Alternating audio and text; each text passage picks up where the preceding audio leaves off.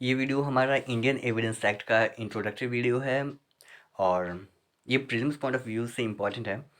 Prelims में अक्सर ऐसे क्वेश्चंस आते हैं और जो इस वीडियो में हम लोग देखेंगे। तो इस वीडियो को ध्यान से देखिए। द इंडियन एविडेंस एक्ट 1872, ये एक्ट नंबर 1 ऑफ 1872 है। टोटल पार्ट्स कितने हैं ये अक्सर कभी कभी पूछे जाते हैं कि कितने पार्ट्स होते हैं। टोटल पार्ट्स 3 होता है। चैप्टर्स 11 है और सेक्शंस 167। एक शेड्यूल भी था जो कि अब रिपील्ड हो चुका है, मतलब बहुत पहले ही रिपील्ड हो चुका है, अब शेड्यूल नहीं है।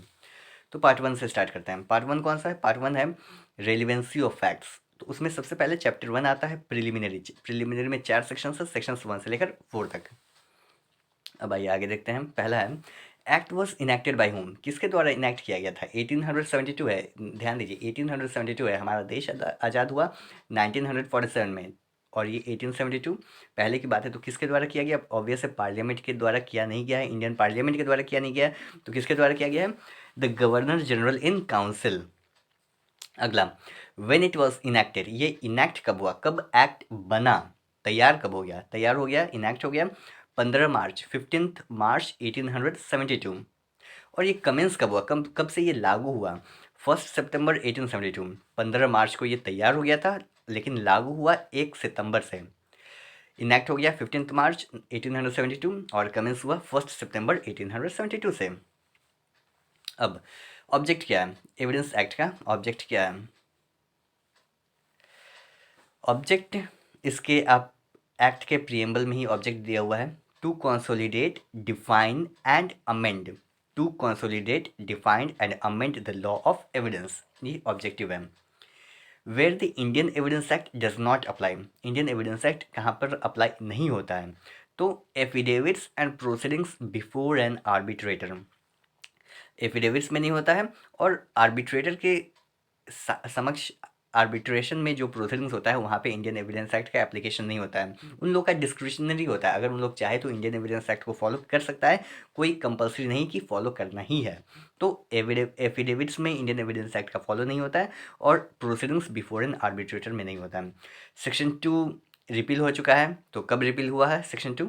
सेक्शन 2 रिपील हुआ है 1938 by the repealing act 1938। Section 2 and schedule भी रिपील हुआ और सेक्शन 2 भी रिपील हो गया 1938 में ही, 1938। अब देखिए what is defining section. Defining section कौन सा है? बहुत सारे एक्ट में, कुछ एक्ट में डिफाइनिंग सेक्शन सेक्शन 2 होता है, तो किसी में सेक्शन 4 होता है, किसी में सेक्शन 3 होता है। तो हमारा इंडियन एविडेंस एक्ट का डिफाइनिंग सेक्शन है सेक्शन 3, जिसका नाम है इंटरप्रिटेशन क्लॉज और इसमें 10 डेफिनेशंस दिए हुए हैं, 10 डेफिनेशंस दिए हुए हैं। तो क्वेश्चन पूछे जा सकते हैं कि कौन सा इनमें से, कौन सा 4 ऑप्शन दे दिया जाएगा, कहेगा कि इनमें से कौन सा डिफाइंड नहीं है। तो इससे, तो ये जानने के लिए आपको ये जानकारी होना चाहिए कि कौन कौन से डेफिनेशंस हैं। तो कौन कौन से डेफिनेशंस हैं? Court, fact, relevant, facts in issue, document, evidence, proved, disproved, not proved and India. ये 10 डिफिनेशंस हैं जो कि डिफाइंड है। आइए अब आगे बढ़ते हैं। Who is excluded in the definition of court. Court को डिफाइन किया गया है। सबसे पहले कोर्ट को ही डिफाइन किया गया है। देखिए यहाँ पर सबसे पहले कोर्ट को डिफाइन किया गया है।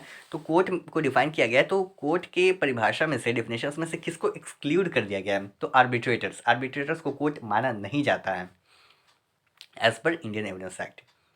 There are how many types of documentary evidence. Documentary evidence कितने टाइप्स के होते हैं? ये सब देखिए, ये सब डायरेक्ट बेयर एक्ट से, आप बेयर एक्ट पढ़िएगा तो आपको ये सारे चीज़ मिल जाएगा direct. There are 2 types of documentary evidence, public documents and private documents. Public documents and private documents. As per defining section there are how many types of evidence. Defining section के अनुसार एविडेंस कितने प्रकार के होते हैं? तो 2 प्रकार के होते हैं डिफाइनिंग सेक्शन के अनुसार, oral evidence and documentary evidence. Section 4 है, सेक्शन 4 मे प्रिज्यूम, शैल प्रिज्यूम, कंक्लूसिव प्रूफ। अब चैप्टर 2 स्टार्ट हो जाता है। चैप्टर 2 है of the relevancy of facts. Chapter 1 क्या था? चैप्टर 1 देखिए, चैप्टर 1 प्रिलिमिनरी, 4 सेक्शंस थे। सेक्शन 1 से लेकर 4 तक प्रिलिमिनरी। चैप्टर 1 प्रिलिमिनरी, सेक्शन 1 से 4 तक। और पार्ट 1 है रेलिवेंसी ऑफ फैक्ट्स और इसी से मिलता जुलता है chapter 2 of the relevancy of facts, जो कि सेक्शन 5 से लेकर 55 तक है। अब आगे देखते हैं।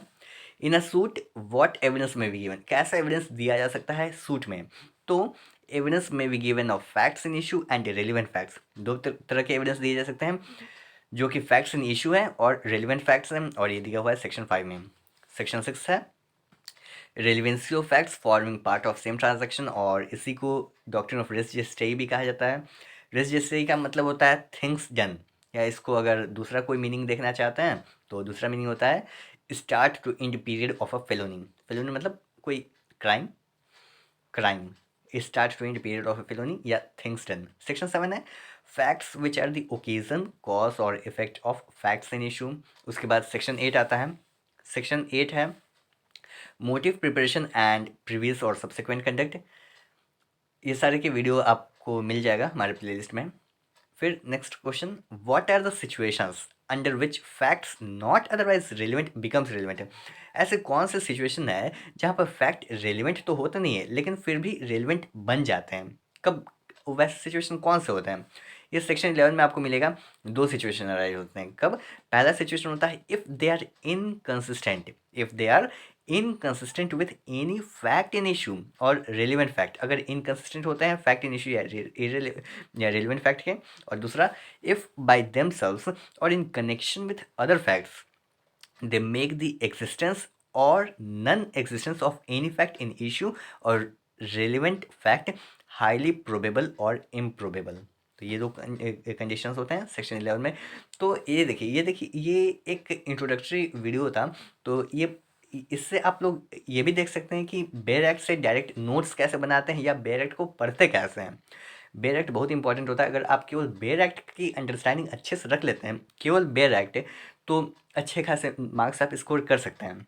हालांकि केस लॉज तो बेयर एक्ट में होते नहीं हैं, तो केस लॉ एक्सक्लूड करके प्रीलिम्स में केस लॉ भी पूछे जाते हैं कि इस टॉपिक से कौन से केस हैं, 4 केस का नाम दे दिया जाएगा। लेकिन अगर केस लॉ को हम लोग एक्सक्लूड कर देते हैं तो बेयर एक्ट इंपॉर्टेंट होता है और शॉर्ट टर्म में आप अच्छा खासा नॉलेज गेन कर सकते हैं। आई होप इस वीडियो से आप लोगों को कुछ फ़ायदा ज़रूर हुआ होगा। तो मिलते हैं नेक्स्ट वीडियो में। Thanks for watching this video.